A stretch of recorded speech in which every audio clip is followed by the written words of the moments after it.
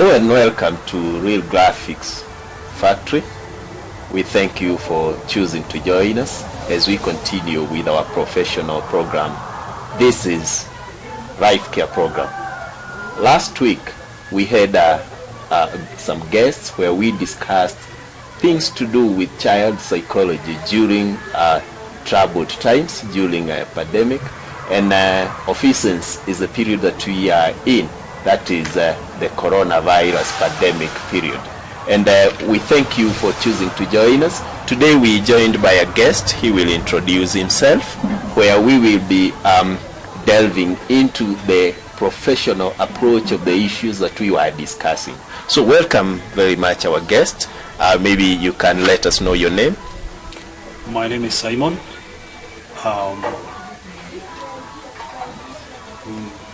Thank you very much for joining us. Last week we had some children who we were seeking to know how are they coping with the issues that are surrounding the pandemic. And some of the issues that came up were the fact that they are fearing because they don't know what is will happen as far as schooling is concerned, as far as church attendance is concerned, what will happen as far as what they love most is concerned. Bearing in mind, one of them was talking about she loves traveling, but she can't travel because of the lockdowns that have been put in place. They were fearing, and that is the word they actually put forward, that they were fearing that with the continuation of the issues that are happening, they may end up not being able to continue with their school calendar. So today, maybe we can start off by you telling us what exactly is the biggest thing that we should think about when we talk of child psychology during troubling times. I think when we discuss about child psychology during this time of COVID, especially when all institutions are closed, it's important to know that there are things that you should identify in a child for you to realize that this child has mental distress or this child needs psychological care. One of the things that we find most of the time in our communities is that children have poor concentration. At the same time, you may see children having psychosomatic disorders. Sometimes they may be having an unexplained headache, or sometimes they may be having diarrhea or abdominal pain, which is unexplained, and sometimes they may have bowel problems. That means they are unable to control their bowel, or they are unable to control their bladder. And at the same time, you may see a child may lose appetite. Because there are things that are troubling them, and at the same time, when you want to talk to this child may grow irritable, and child may decide to throw tantrums at any point or at any time. And also we see this when you tell a child to do something, and this child, you see or a child cannot be able to control or build up a sentence. Mm-hmm. That means they have fright of ideas. Mm-hmm. At the same time, they have a very poor concentration. And sometimes you may see they may jump from one task to another. They may not complete tasks. Mm-hmm. And that is when you realize maybe something is going on. They are troubled. And they are troubled. Mm-hmm. At the same time, to some children, you may experience, especially the elderly and the adolescent, they have started to have deviant behavior. Mm-hmm. And at this time, this is when parents will struggle a lot with the children. And when you observe behavior that used not to exist before, that's when you should know that this child may be troubled, this child may be going through stress, and this child may be going through depression, and this child is going through a pattern that he is not used to before. And sometimes the task, or you may give some task, and the way the task is done will be done poorly. So that means you may recognize some poor performance in a child, and that is a challenge.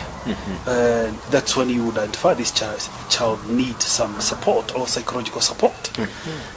And it's very important, because you have asked that question. We may go further and ask ourselves, what do we do then? What is our approach? Yeah, before we get there, I'm seeing a confirmation of what the children we were talking with were telling us, that the issue of the pandemic has brought with it some thinking which they are trying to think on what may come out of the issue, which confirms, and I know you will bear witness to the fact that at times we assume that these are children. They are not thinking about what is happening. They don't care about what is happening. But what you're confirming is that they do care. They are thinking about what is happening. And now that you have told us what are the signs that one may look at, or the signs that may identify or confirm that the child we're dealing with is troubled mentally, is troubled psychologically, maybe there is something that then you're bringing in a family to confirm that whoever is with the child need to be armed with certain skills for him or her to be able to get to identify these that you're calling the signs or the symptoms. So what are these skills that a parent, a caretaker, or whoever is with a child need to have? Actually, to start with, the parent or the guardian need to be very assertive, especially at this moment. Remember, they are watching the news every day. Remember, they can see people and they can hear what is happening around them. And they actually know that the environment has changed. And we may think that they are not processing it, but they are processing it at their level. And the way they are processing may manifest differently from one child to another. And that means we need to be very assertive. And especially for parents, they need to stay closer to their children. At this moment, and when you ask about the skill, I would say we need to follow a pattern. Yes. And a pattern means, when you look at the World Health Organization, they have come up with a way to address this through psychological first aid. And one aspect is looking what is happening. You may not talk, but you want to look what is happening around the child. You want to observe every behavior, everything, whatever the child is, how the child is behaving, how the child is reacting to issues, how the child is talking. All these, when you're looking, they will communicate volume. This child may be going through depression, or this child may be going through a psychological trauma. A very vital point, which means for us parents to be able, or guardian or whoever is handling a child, if you're not near that child, you won't be able to tell. Which already says you may miss something. What are the other skills? You know, looking is the first aspect. The second aspect is listening. And when we say listening, we mean active listening. And active listening means you're listening, you're paying attention to what the child is saying. You're paying attention to how the child is constructing a sentence. You're paying attention to how the child is calling things. You're paying attention to how the child is also reasoning to others, at the same time responding to others. Because that, your skill of listening will interpret and will give you a good conclusion that maybe this child is passing through a psychological trauma. And what you listen then will be a build up on what you looked, what you observed. Yes, we're saying all this is looking at a step. It's a series of steps. Yes. You're looking at, you're seeing it. We say the first one is looking, and the second one is listening. Yes. Looking and listening almost goes together, and the third one is now after you have looked, after you have listened, you need to act. Yes. And need to act is when we say you need to link this person. You need to link this child to the necessary help. Yes. And when we mean necessary help means you want to protect this child, because this is a child and a child has rights. The child requires protection. Yes. And this child, they require connection too with the right people who can help them, with the right source. And maybe before we get to the sources, there's something that you talked about after looking, after listening. You talked about linkage or connecting with this child. But there's a very important point that you've brought on board, the aspect of protecting this child. Maybe let me ask before we get to learn what are the sources of the help. When you talk of protecting, it obviously means that even the sources of information may at times be misleading.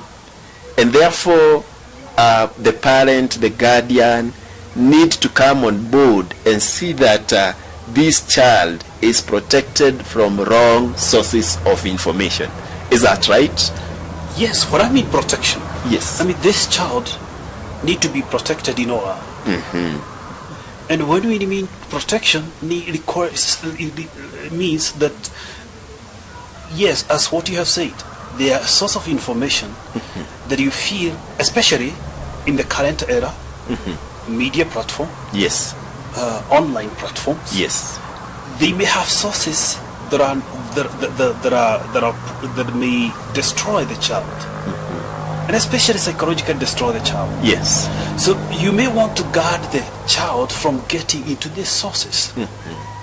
Especially when we say phones, because in the current era, Yes. everyone is accessible to phone. Children can access the phone of their parent, of a friend. Yes. They can go to the sites that are not meant for the children, or sites that are meant to destroy the children, Yes. or destroy the society. Yeah. This is where we say we need to protect the child. When we say link, we are also meaning, are we protecting this child from the wrong sources? Are we encouraging the right sources? Which, Yes. I mean, they should be guarded. Yes. If you are entrusting the child with a source of information, you need to know what source of information are you entrusting the child to. Is it the right one? Yes. At the same time, look at the environment the child is growing. Look at the friends that the child is visiting, or the child that is the kind of friends child is interacting with. Especially during this time of COVID. Yes. They are visited normally by their friends without their parent knowledge. Yes. And we need to know who and where. Yes. We need to protect this child all around.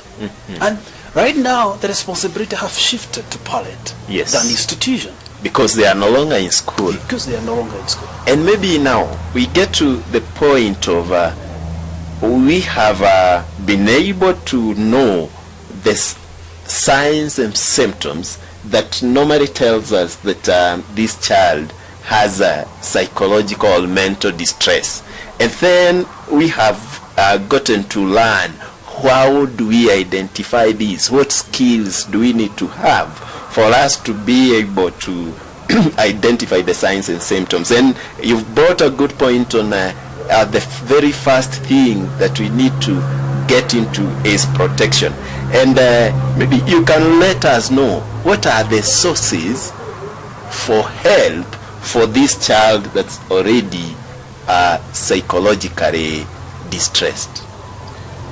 One source of help for this child who is psychologically distressed, one is the parent and the guardian. Yes. It's a first source, because this is the parent who is spending much time with the child. Yes.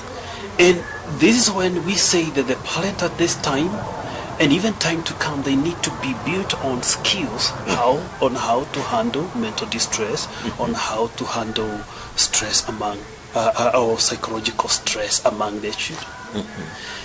And parent require this skill. And when I say the first skill should be look, listen, and link, the parent should always ask himself, am I looking? Am I listening? Am I linking this child? Have I linked to this child? Have I connected this child with the right help? One person is the parent. Yes. The other person is the significant others. That is the society or the community around. Yes. There might be important people that are surrounding this baby that require others.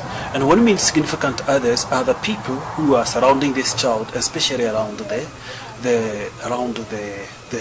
family. Yes. We have relatives, we have in the community, we have people who are resourceful and who can be able to help this child when this child is distressed. It is very important also to know that there are professions that are living in the community, and these professions that are living in the community are a source of help because they are resources which are very close to you, and you might want to contact them so that they can may help your child. So it's very important to look at this three type of people. Yes. Yes. So thanks for letting us know that before even we get to seek help elsewhere, whoever is with the child need to be aware that he or she has the obligation to help, and whoever is around that child has an obligation too. And when it is past that, there are sources of help who are professionally prepared to offer help. This conversation will continue on Real Graphics Factory, and therefore keep tuned to our social media platforms at Real Graphics Factory on Facebook. And for any programs that you may have missed, they are available on YouTube, Real Graphics Factory. Let's continue with this discussion at this very vital moment. Don't suffer when you discover that your child is in distress. Seek for help. Let this conversation continue even elsewhere that you are in. Don't let our children be distressed any further. For any programs that you have missed, still I will remind you, go back to the YouTube channel, Real Graphics Factory. We love you. God bless you.